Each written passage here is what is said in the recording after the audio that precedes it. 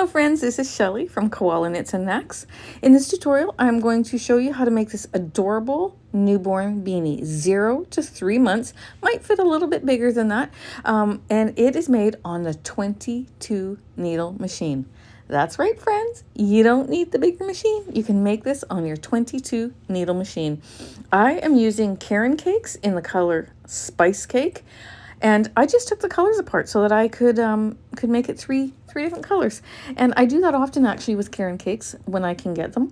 Thank you to a very special subscriber to my channel, member of my Facebook group, who sent me some yarn. Oh, it was so special. And this is one of those balls. So I took it apart and made this beanie. I hope you enjoy this tutorial. Grab your 22 needle machine. You're going to need a 5mm crochet hook, and I used a clover pom-pom maker, and I show you the size and how to use that near the end of the video.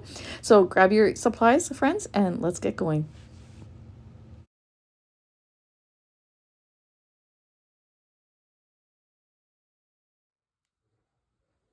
Time to begin our project. Once you have your 22 needle machine set up, grab some waste yarn, a yarn that's a contrasting color, or one easily seen against the stitches of your working yarn color. And we're going to bring our last white, our first black needle in line with our yarn guide.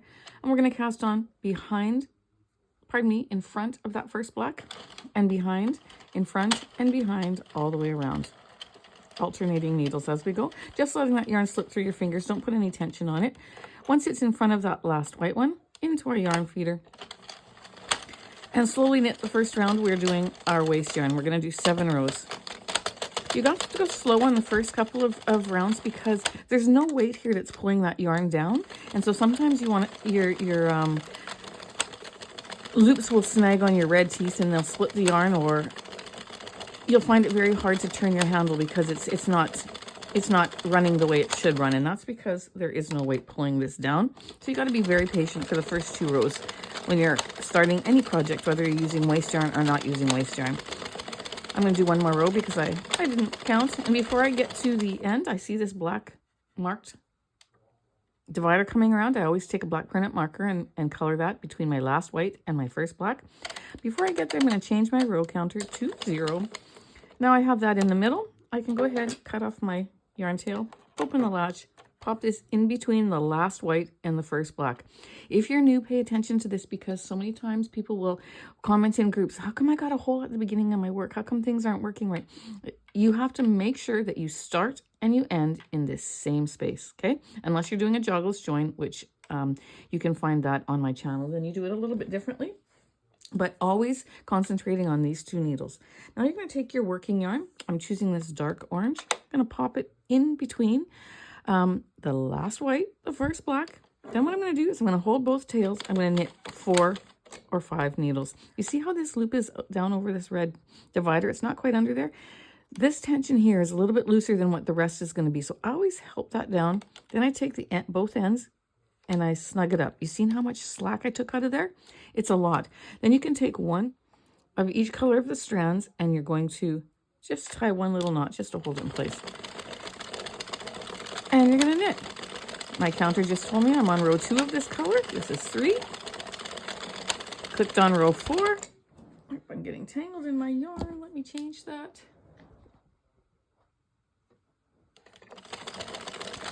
Row 5. You are going to knit with this same color, whatever your first color choice is, for 65 rows.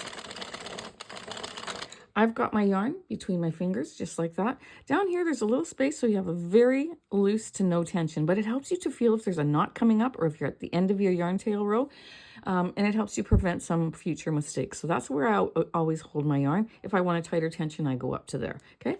I do have tensioners that can go in here, but I just prefer to hold it in my hand. I like to control. I like to know what's happening. So that's what I do. I'm going to keep going until I get to 65 rows. And then I'll see you back. I am stopping briefly to show you if you're new and your project is touching the table, you're going to notice it starting to bunch up like this. And when that happens, you risk dropping those loops off those red teeth and dropping a row. So even on a small project like this, you want to pick this up, bring it right up, and then drop it back down.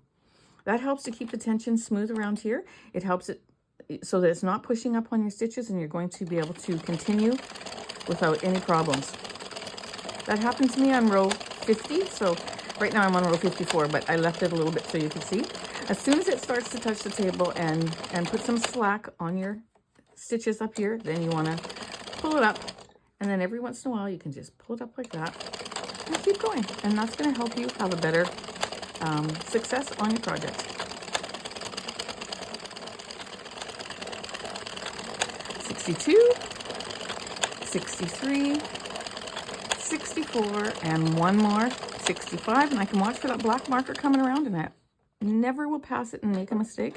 Okay, you're going to go ahead and you're going to cut off a tail, open your latch, pop it between the last white and the first black. Take note if you're new, because we still have to finish knitting this needle, and we have to knit this needle, so we need that to be in between that last white and the first black. You're going to go ahead and you're going to grab your waste yarn again, open your latch, pop that in between the last white, first black, hold both of these. Now it doesn't matter about the tension on your waste yarn because that's coming off, so you're going to just knit. I'm going to just tie a little knot here just to hold it in place, because I'm going to knit. I'm going to put this aside and we're going to knit another one. Okay, and I'm going to knit 7 rows.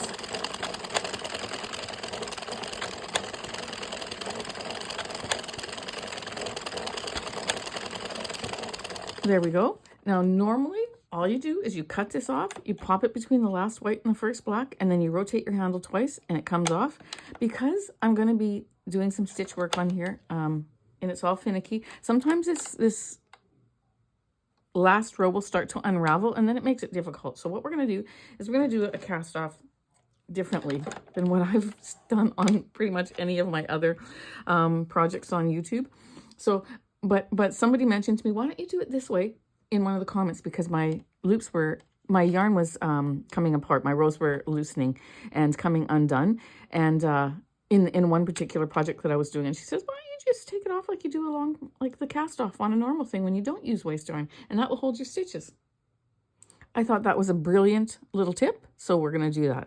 I'm going to put my yarn onto my needle. I'm going to rotate my barrel until I see that those stitches are loose. I'm going to take stitch number 1, number 2, and we're going to go around and we're going to cast off like this. This guide yarn then is then holding all those loops, so that when we're doing our seaming together, we're not going to lose our rows and have to struggle with our work coming undone. So I just do this for little finicky projects. I'm going to start doing it because I think it's a brilliant idea. Thank you to the person who suggested it. Okay, keep rotating until you have some loose stitches, and you can go ahead and take them off. If you're new, be very careful that you don't drop the one that's live there. Live meaning the needle dropped down and it's ready to come off. Okay, put your finger over it if you need to. I'm doing this left-handed, so it's kind of, I'm trying to change the image, the way my image shows in my camera, so that it's in a different position than what most of my videos are. I'm going to try to do this angle instead from now on, and it's a little tricky actually because the camera's right in front of me, almost in my way, but I will take it for the team. Okay, so continue doing this until you have your project off, and I'll see you back. All right, so here's our first panel. We're going to set that aside, and we are going to make 2 more. So you choose the colors that you want. I'm going to choose two different colors, since we're going to have 3 different colors on this particular beanie. Cast on with waste yarn, knit 65 rows, cast off with waste yarn. Do that 2 more times for 2 more sections, and then I'll see you back.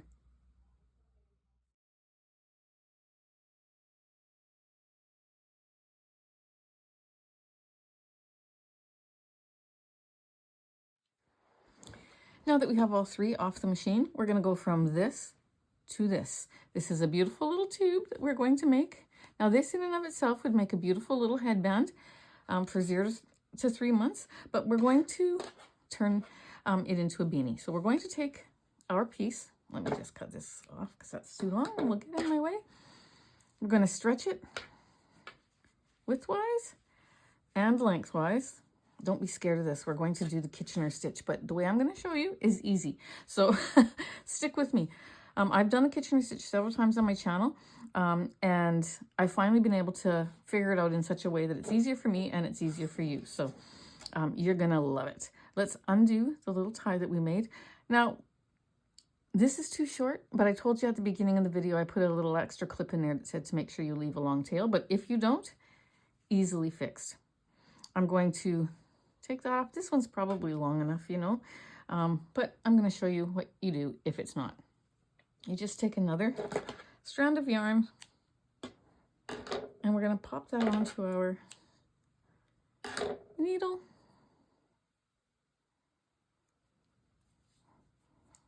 And what we're going to do is you're going to find where these edges are here, where our two tails are, the waste yarn and the working yarn on both of them. There's the waste yarn and the working yarn. They are both, when you straighten this out, they are both up, okay? So then you're going to flip them so they're down. And the reason why you're going to do that, let me get rid of this needle, is because then when we take our sides and we're just going to let them look at each other like that, then now the top stitches are at the top, and that's what we want, okay? There we go. It's tricky to start with, but seriously, friends, don't give up. You can do this. It's not that hard. I'm going to fold this over so I can see all my stitches really easily. There they are on the waste yarn, okay? So you're going to look for your first stitch. So your waste yarn is coming out of that stitch right there, okay? We're going to go into that stitch, just like that. Pull through, leave a tail. We're going to go over to this other side, and you will see this is our first stitch here that we're going to use. Generally, when we're closing other ways, this becomes our last stitch, but it's going to be our first one. So look where your tail for your working yarn is coming out. Put your stitch, your needle in there and grab it. Now we are all set up and ready to join. Put those two together. Oops. Oh, now I pulled it all the way out. Nope, not quite. Gotcha. Okay, so now this is where it's tricky. This is the first one here. See where my yarn tail is coming out of? We're going to go back into that one, but if you have a hard time figuring out how you're going to do this, take this, I'm going to let that stretch. Take this row and fold this so you get a V out of these two stitches. This is the stitch that we already went into, and this is one right next to it. Fold them together like that, and then you're going to go back into that first one and go right across like that. Pick up that stitch. The point of the V is closest to me. Pull through. I'm going to bring these closer together because we want our tension to be nice. Then we're going to go up to the top, and this is, it'll get easier. Keep watching because it's just the very first one that's hard to see because of all these tails. Here's the one that we went into, okay? So that very next stitch beside it, if you pinch them together like that so that it looks like a stitch, this is the V, like this. See? You're going to just go right under and pick up the two, right across. If you can visualize that, then doing the Kitchener stitch from now on is going to be fun, okay? Let's go a little further. I'm going to go a lot further because I want to show you without all these crazy tails in the way. I'm going to go down to the bottom. Here's where it's cut. This is the last stitch we worked. If you pinch that up like that, so you see that stitch is a V, you're just going to go across. Pick it up.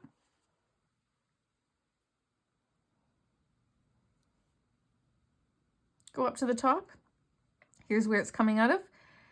If you want to make a V so you can see that stitch, you're going to just go across, just like that. Isn't that an easy way to visualize it?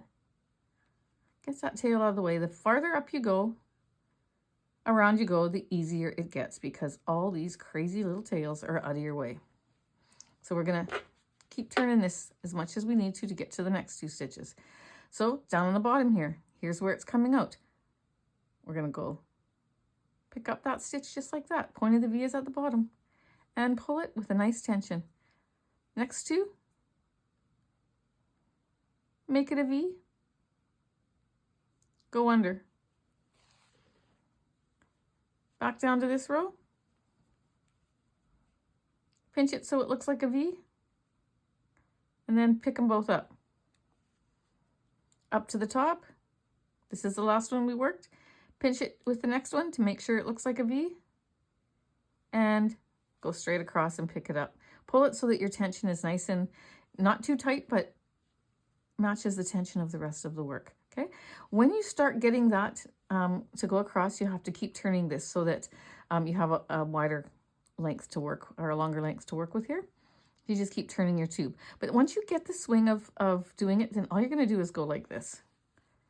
And this is one we came out of, so we're going to just pick it up. This is the one we came out of. We're going to pick it up. You can visualize that V without having to make it look like that, without having to squeeze it together so you can see the V. Okay? There's where it's coming out of. When you fold it together, there's my stitch. Go right across. And once you get that in your head how that works, then you just keep going like this. And you know what makes the same motion. Keep turning. And rolling this up.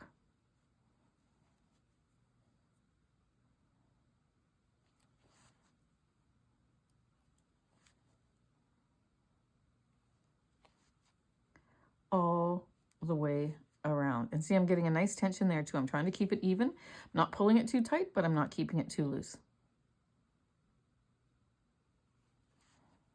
Just until those stitches come together.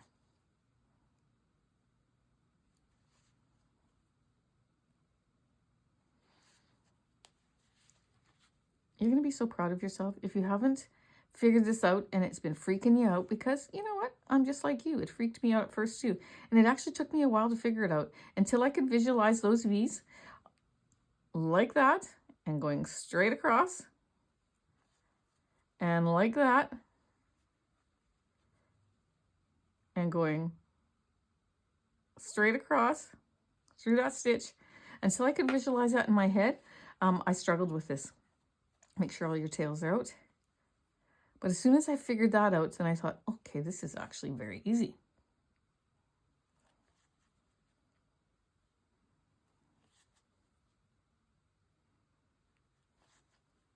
We're almost around. See how quick that was? And we're going to continue to the end.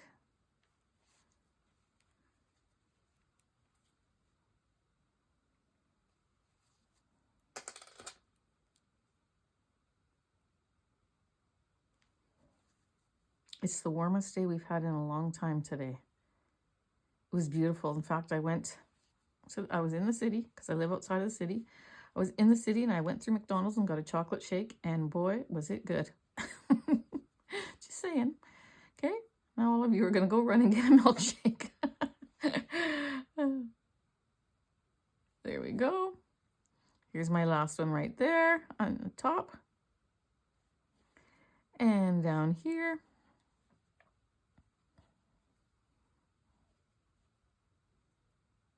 Gonna go in there, and then I'm gonna go right on over to this first one that I did, pick it up.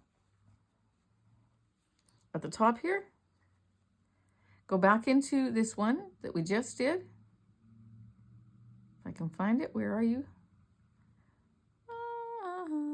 That one's hard to find. There you are. And then I'm gonna go over to this first one that I went into to join them. Then I can take this off. I'm going to cut these so that they're not so hard to deal with. You're going to remove your waste yarn. To remove your waste yarn, we're going to just take one side.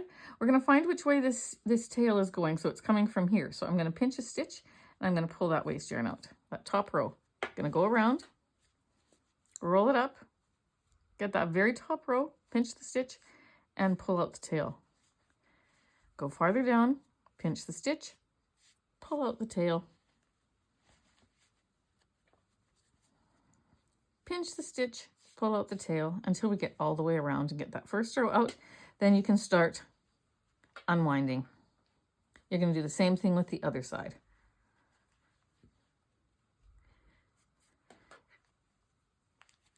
And you're going to keep doing this until you get the whole waste yarn unraveled. I'm going to go off camera because I'm going to wind it up nicely as I go. And you're going to remove it all. Then you're going to do the same thing on this one. You're going to take out that top row and then unwind it. When you have all your waste yarn off, you'll have 4 tails if you added yarn. If you did not add yarn like I did, you'll only have 2. And then you're going to just take one that comes from the bottom and one that comes from the top. You'll see which ones to take. You're going to give that a tie. Then you're going to take the other 2. And again, if there's just 2, you just tie them in a knot.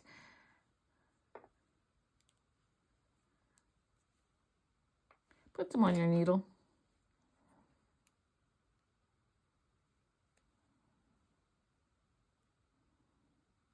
And hide them into your work. Pull that knot through and do the same with this one. Wasn't that fun? Let's see here. Okay, so if this is the first time you did this and you successfully completed it, you go and buy yourself a milkshake or make yourself one. You deserve it. Okay, so here we go. And there we go. I put that on the inside just like that so that the knot is there. I'm going to grab the other 2 pieces just like this. You're going to line them up in such a way that however you want your colors to be, I'm going to do it this way actually. And this is where our stitch is. You're going to line them up so your stitches, because that'll go in the back, are all together just like that. You're going to take 2 of them. Grab your crochet hook, 5mm crochet hook, and I'll see you right back. All right, I have my crochet hook. I'm going to line up those rows. This is going to be my right side because we want to work our braid on the right side. So I'm going to go ahead and I'm going to fold that up just like that. So you see what I did? I'm going to take this row. I'm going to find one where the wide part of the V is going to the left, and I'm going to pick this one up and I'm going to do the same thing just like that. There we have our 2 rows that we're going to work on, and we're going to work around that same row. You can do the invisible join if you want, where you put a piece of yarn on your needle, and then you'll pick up 2 bars here, go over here, pick up 2 bars, come back, and where you went in, where you came out, you go back in and you pick up 2. Where you came out here, you go back in and you pick up 2, and you do that all the way around. You can do it that way if you want, or you can do the braided join like what I'm going to do. I'm going to pop my hook into there, pick up a stitch, go over to the other side, pick up a stitch, work it through. I'm going to count 1. Okay, I'm going to just show you here. This is where this is coming out of right here. See? So I'm going to count that as 1 and 2. So I'm missing this bar here. I'm going 1, 2. This is how I count it. Here's where I'm coming out, 1, so I'm missing that bar, and 2. 1, 2, 1, 2. Give this a turn. Make sure that you stay on that same row. It's not hard if you take your time. 1, 2, 1, 2, 1, 2, 1, 2, 1, 2. I'm going to do that all the way around. Once you get the hang of that, you won't need to count 1, 2 either. You just can visualize it, okay? So go ahead, go all the way around, and when you get there, I'll meet you back. Won't take you very long. Concentrate on keeping the wide part of the stitch, the wide part of this V to the left, the point to the right on both pieces, and just concentrate on lining up 5 or 6 or 7 stitches at a time so that you can see them, and then continue on. And when you get that little section, that little section done, stop and line up another little section.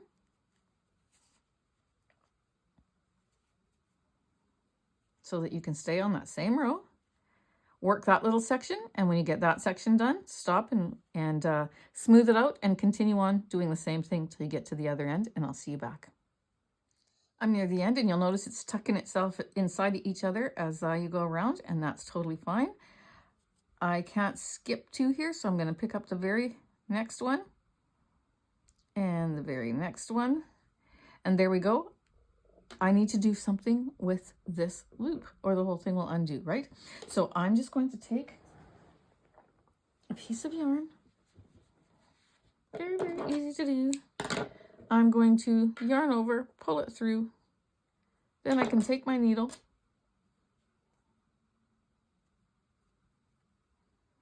and just weave it through those 2 stitches just like that. First stitch is right like that. Tie a knot.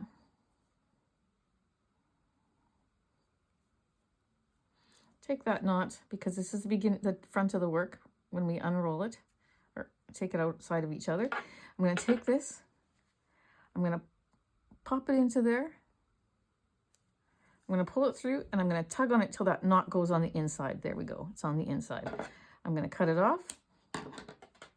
Then remember, this is the right side. So we're going to now unroll this so that the right side of the braid is showing like that. We're going to take our third piece, put it up on top there. We're going to line up our little seams. Where's the seam? Just like that. Okay. And you're going to do the same thing. So you're going to find the row at the top where the wide part of the V goes to the left, and where it goes here, line up those two rows. You can tuck that inside each other too if you want. And you're going to work the same stitch all the way around, just as we just did. And when you finish that, come back and see me. All right, friends, so this is what it's going to look like when you're done. And you're going to think, okay, it's kind of tucking in there, but don't worry, it'll be fine. Okay, but what you need to pay attention to now is this is the right side of our work. This is like, it looks different. The braid looks different on the other side. I'm going to turn it inside out in a second, but we intentionally did it so that our braid was on the right side. When we lined them both up, both of these braids worked out to be on the right side. Now we have to take our piece and put it inside out. Now you can see where there's a difference, right? There's a huge difference. We're going to find that seam, because that's where we're going to start, so we can tie our knot there. We're going to put a piece of yarn onto our needle. I'm going to use my smaller needle, one that goes around 1.5 times. Okay, and we're going to fold up this very top piece, whichever side you want to be the top of your beanie, and we're going to smooth it out so you have it right exactly in half. I'm going to go into that seam there. I'm going to pick up 2 bars. I'm going to go over 2, under 2, over 2, under 2, staying on that same row. We're going to try to make we're going to make a cinch yarn here. Over, under, and if you miss it, you just do 1, over 1, under 1, doesn't matter. We're just trying to get a piece of yarn up on the top here so that we can cinch it closed. Go all the way around. This is that top row. Over 2, under 2, over 2, under 2.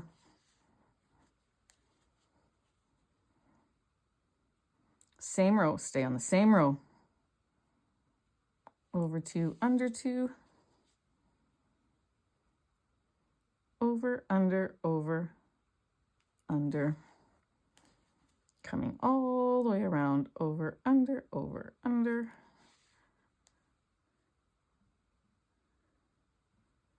And I'm going to come up right beside that one there. Then you're going to take your piece and you're going to cinch it closed. As you do so, you're going to smooth this out. Okay, take your thumb and just roll it from the inside out, just so you get a very smooth top. I'm going to cut this off so it's not so hard to work with. I'm going to take these two. I'm going to tie them as tight as I can. And then again, oh, see what happened. But I have 1 knot in there. Okay, let that be a lesson to you. If you pull worsted weight yarn too tight, then it will break. So what I've got to do now is I've got to take my needle, put it on here, and I'm going to keep this in the video because it's a good lesson. You know what the thing is? I mention this to you all the time in all my videos. Don't pull too tight because it'll break. And what did I go and do? I pulled too tight. So because I have this easily accessible, I am just going to go around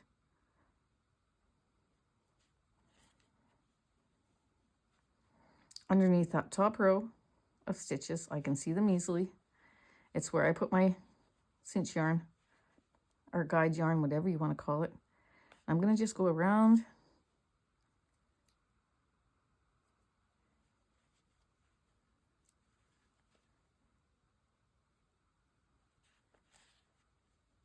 and again.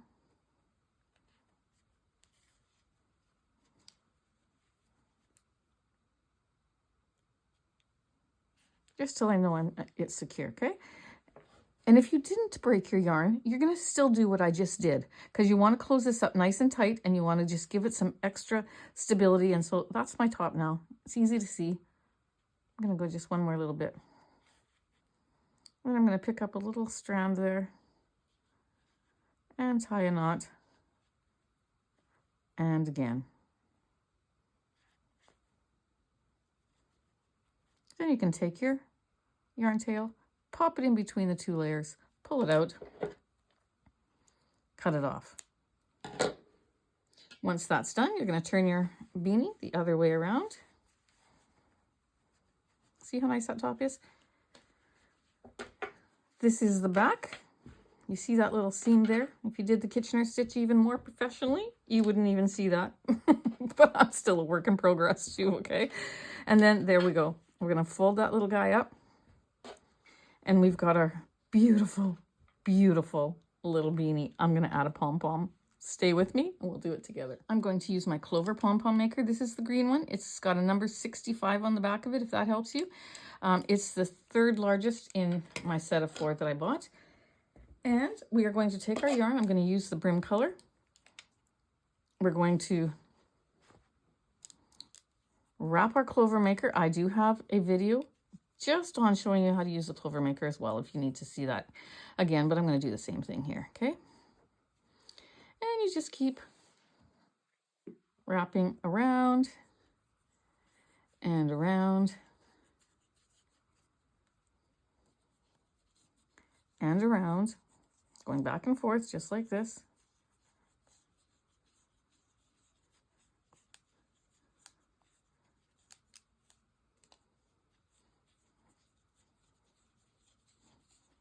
I keep going back and forth like this till it's filled in, and I'll be back with you when I get to the place where I want it to be, okay? All right, so that's how I do mine. So you can see that it is wrapped so that it's almost straight across. If I put a needle there, you can see there's just a very little bit of a space in there. That's how I do it. Then I close this. I cut this tail off. I do the exact same thing to this other side. Once I have the other side done, I'll see you back. I have that done. I'm going to cut this off. Then I'm going to, here's where my little clips are to open it. I'm going to go on, and here they are on this side. We're going to go, so this is where they open on this half. I'm going to go to the back of it. Doesn't matter which way you cut, I guess, but I don't want it to lift up if I'm cutting the other way. And you cut down the middle there, just like that, see? Then you go to the other side. My scissors are getting dull. I need to get a new pair. These scissors have done me so well. I just love them. I don't want to give them up. Okay, then you're going to take a piece of yarn. You're going to double strand it, leaving the loop. Okay, you're going to pop that into the center, bring it around. You see, here it is.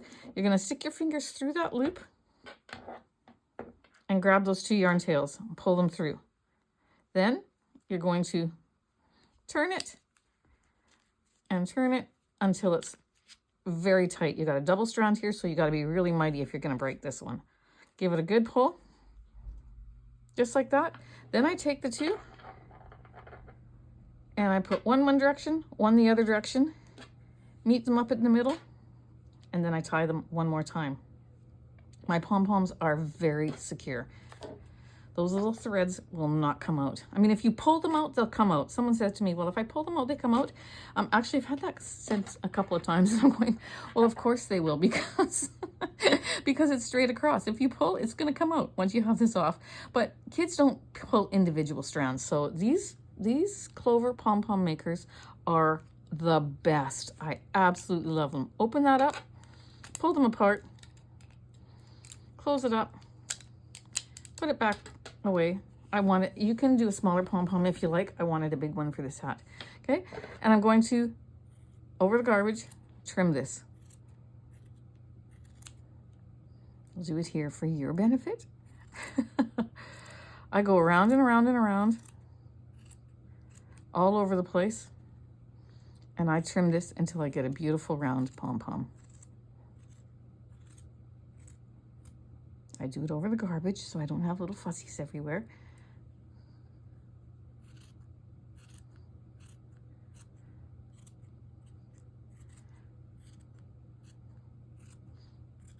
This might be too big for this pom-pom, but, or for this particular beanie, but I just think it looks so cute when you have a huge pom-pom on a small beanie. And they're not laying on it, so it does work. See how I'm doing this?